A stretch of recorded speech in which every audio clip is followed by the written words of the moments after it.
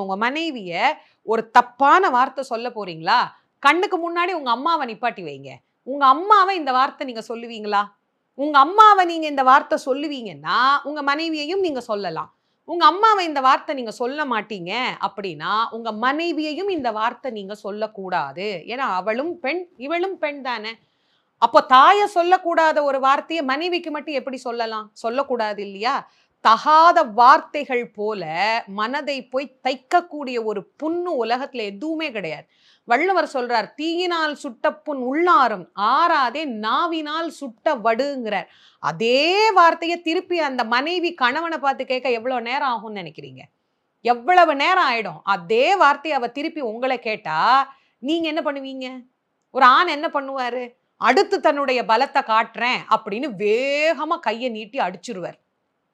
பெண் என்ன வலிமை இல்லாதவள்ன்னு நெனைக்கிறீங்களா? பெண்ணால வந்து